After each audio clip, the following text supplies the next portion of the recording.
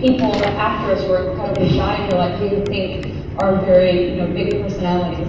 But it makes sense because when we play a character, we escape into someone else, and that's the way in which we, step outside of ourselves. So as someone who's very shy and very, personal, it is strange to make a video with yourself in a bathroom. Like, it doesn't totally make sense to me. I made so many more videos than I could ever post. Hey besties! Listen, I've been deep in this mess for the past few days after that wild press conference went down in Washington, D.C., baby. A whole group of Jeffrey Epstein and Ghislaine Maxwell's survivors rolled up to the Capitol steps spilling all the tea about what really went down in that twisted circle they ran. And Chile, that conference was powerful. I heard confessions I ain't never heard in my life. Some folks spoke for the very first time, voices trembling but steady, finally breaking years of silence. It was raw, it was heavy, and it was them reclaiming power, demanding the feds quit playing and drop them hidden files already. They want every single name blasted out for the world to see. They not just coming for Epstein or Ghislaine, nah, they want everybody who had a hand in this dirty mess to be exposed. And when I tell you I started digging deeper into this rabbit hole, Feud child, I knew about Epstein before, but didn't go all the way down, cause I was tied up covering that whole Jugger family drama. Not the same story, but close enough. Then boom, I peeped something quick. Turns out the lawyer who fought for one of Epstein and Maxwell's survivors is the same one repping Leslie Sloan, and also standing with Blake Lively in her motion to shut down that opposition filed against Andy Sr. in Texas. Baby, my jaw hit the floor. And then, Virginia Roberts, she passed in April. Word is she took her own life. She was loud and fearless about surviving Epstein. Sis first crossed paths with him at just 17, while working down at Mar-a-Lago. Maxwell slid in, invited her to meet Jeffrey, and baby, the rest is messy history. She straight up dropped names in public too, Prince Andrew being one of them. She sued him, and Chile, she even secured a judgment against him. She went after Ghislaine Maxwell, came for the Epstein estate, like, the girl wasn't playing. These civil lawsuits piled up cause that's the only way these survivors could get any kind of justice, and to push the Justice Department to stop dragging their feet. And guess what? Her lawyer is Sigrid McCauley, the same one backing Leslie Sloan and Blake Lively. And that's when it hit me. If you Blake Lively and you trying to move like you in the same lane as women hurt by powerful men, then of course you gone hire lawyers who already got a rep for taking down the big dogs. Attorneys with a record for standing up for women that been hurt by folks with serious money and influence. That automatically gives you a lil legitimacy, even if it's just for show, cause you linking yourself to the same survivors tied to Epstein. And let's be real, nobody, not a soul breathing, can deny how horrific what Epstein, Maxwell, and their shady crew pulled really was. Maybe the rest of them secrets gone start spilling soon, who knows. But it hit me, Blake out here deliberately using lawyers already stamped as victim defenders. 1, cause they know what they doing. And 2, cause it helps her slide right into that same narrative. And now she out here trying to look like a victim herself. Now, I ain't saying I know every single thing that went down on the set of It Ends With Us. What I do know is Blake Lively told Megan Twohey straight up that what she went through there wasn't even the worst compared to some of her other films. Sis been under worse producers and worse directors before.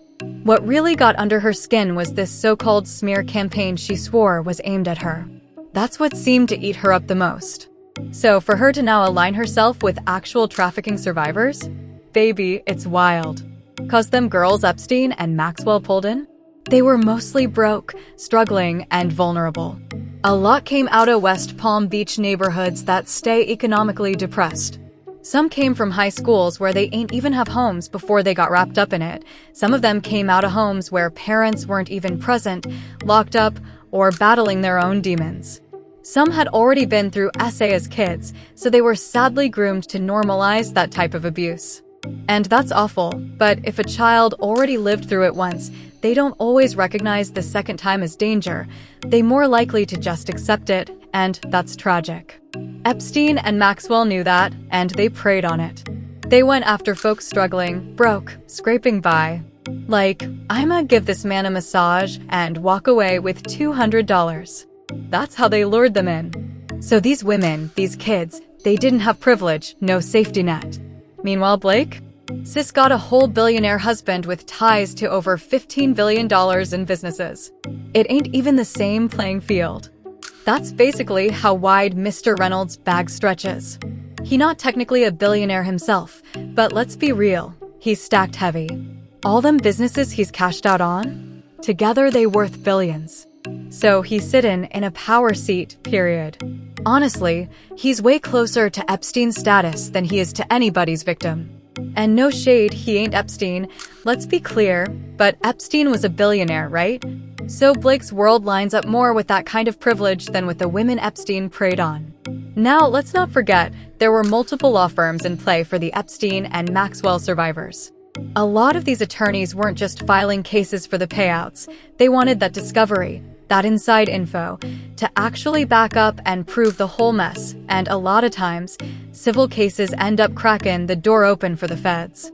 With Epstein, Chile, there was this shady lil backroom plea deal in 2008 that basically let him off the hook federally and even gave immunity to his co-conspirators. Can you believe that? So the victims had no choice but to sue the federal government itself, and the courts actually ruled that their rights had been violated under federal victims' rights laws. Once that was on record, they didn't stop there. They filed a whole class action against the banks Epstein used to move his dirty money. JP Morgan Chase and Deutsche Bank got dragged right into it, and they both had to cough up settlements to the victims. And let's be real, those payouts also opened the door for the lawyers to cash in big time too.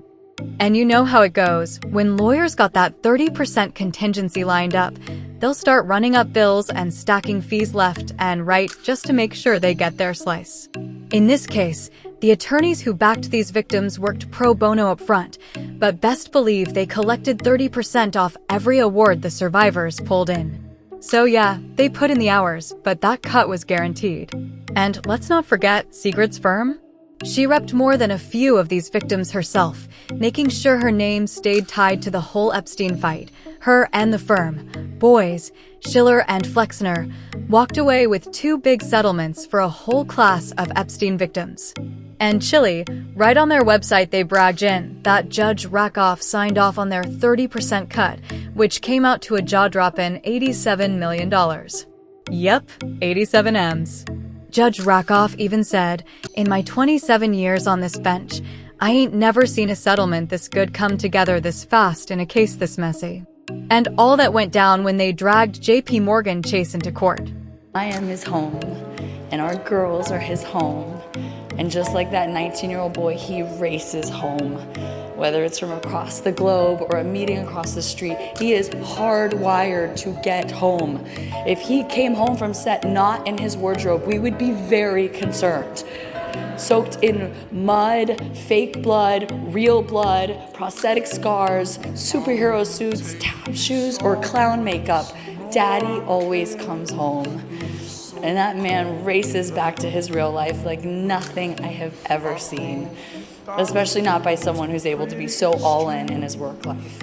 He's able to somehow be everything to everyone all at once. He is the most present person you will ever meet.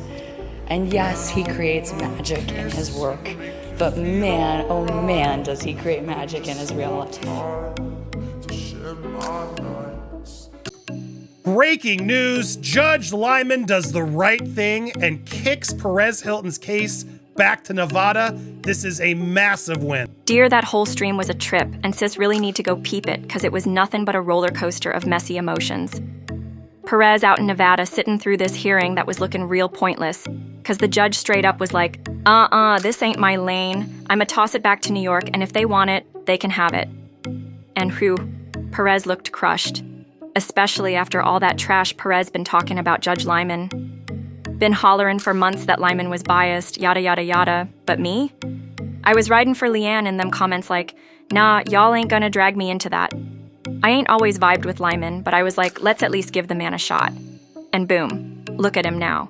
I just wish he had dropped this sooner, baby.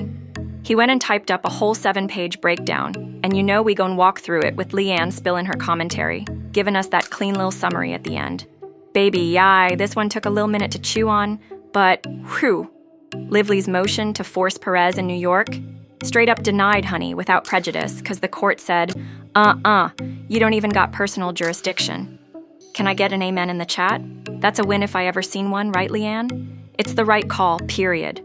I swear I was just talking to you not even 30 minutes ago, saying Nevada's where this compliance belong. But still, this right here, a blessing. Now yeah, it's without prejudice, so Lively can spin the block and try again.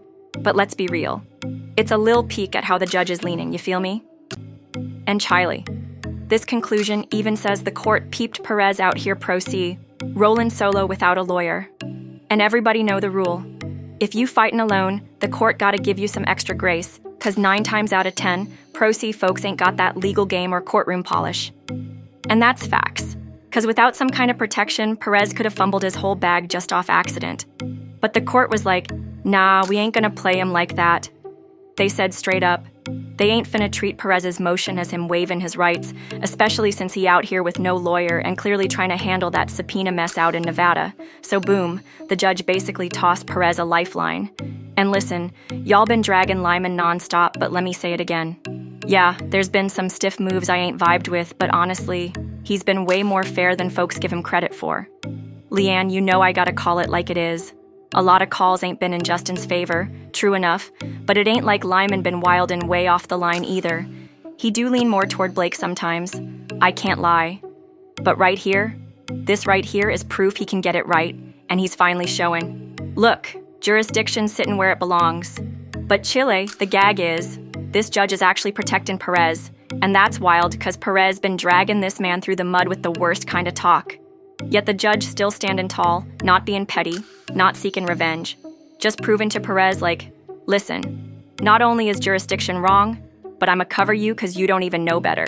You ain't had no backup, no legal squad, and I ain't gonna punish you for that slip up. So, yep, boom, it slides right back to Nevada. Am I tripping, or is that exactly what he doing? Cause that's what it looked like. And he even dropped some key points.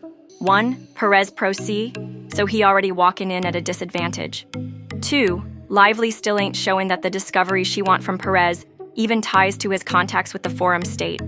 She trying to act like he consented to jurisdiction or waived his shot to object just cause he filed that protective order, but the judge clapped back like, nope, his filing's been clear, he's fighting this head on, not giving up nothing. Like point blank, Perez been saying, I object to this whole New York jurisdiction mess, and baby, I'm relieved right along with him. This a big win, no doubt. Now maybe he can finally push forward without all that stress. But Laud, here's the kicker. Next week's Tuesday hearing might actually mean something now. Still, it's low-key maddening the judge ain't just hit up Lyman earlier, instead of wasting a whole day on nonsense. Like, come on, we could have been moving hours ago. So now Perez gotta circle back and do this dance again. But hey, at least Lyman finally dropped his ruling and made it crystal clear. Perez ain't gotta keep losing sleep on this. And listen, y'all gotta give him some props. I know most of y'all anti-Lyman still salty and trust he ain't no saint. But credit where it's due, this time he stepped up and did exactly what needed doing. And the timing, Leanne? Whew, it's sharp. Man made sure to lock in the right move at just the right moment. Even if Lyman low-key got beef with Perez, he know too many eyes on him to be acting reckless. By protecting Perez here, he basically saying, look, I gotta play this clean. Don't you think? Yeah, I'm with you on that. Cause legally, he can't just drop shady rulings out of spite. He gotta back it up with real receipts. And let me tell you, this 7-page order ain't no lazy scribble. Man went deep, cited case law left and right, like he really did his homework. I'll probably do a long thread on it later, but best believe, this wasn't banged out in the last few hours. He been sitting on this, prepping, researching, and making sure every I got a dot and every T got a cross. It's airtight. Now yeah, it's without prejudice, so Lively technically can spin the block and try again. She could file another motion if she feel froggy, but Chile, she gon' need something solid this time, cause the way he laid it out, she can't just roll back in sloppy. Oh yeah, we're fine. No, this is shady. So it's incredibly frustrating. It's very, and thank God other outlets are starting to pick up this press. It is slowly getting tickled because Emily Baker, who has been a little silent on this case. Like sis trying to prove Perez a New York journalist when he clearly ain't. Nah, that don't fly. And truth be told, none of the stuff she after even got ties to New York.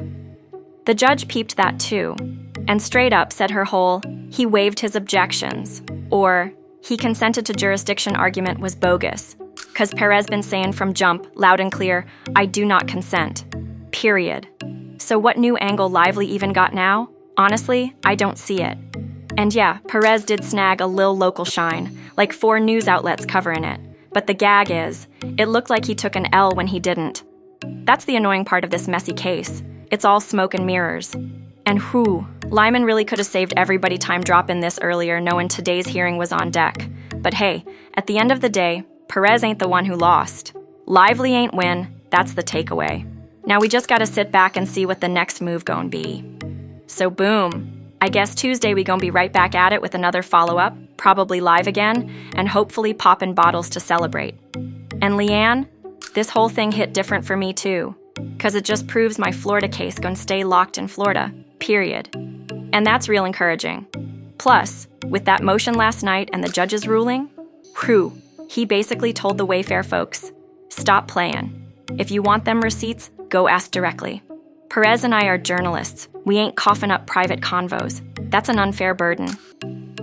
And Chile, the fact he laid that bare, you agree that just made it way harder for Blake's side to keep pressing, right? 'Cause I do. And honestly, I think it absolutely did. The judge finally laid it down, and in that same order, he even threw in deadlines for discovery. I'm writing a whole thread on it now, but I already dropped a little summary on X last night. And best believe he wasn't just freelancing. Man made it clear. This thing got structure now. Like, the judge basically told Blake, girl, you can't just drag this discovery forever and a day. He slapped a deadline on it.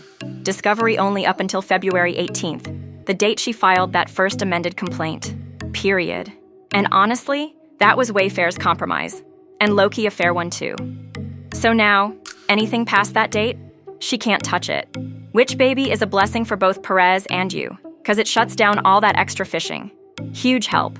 And phew, what a way to end the day. We been live all day long. Then soon as I log off, boom, this update drops. Had to come back and spill the tea cause this right here, this is a real win for everybody involved.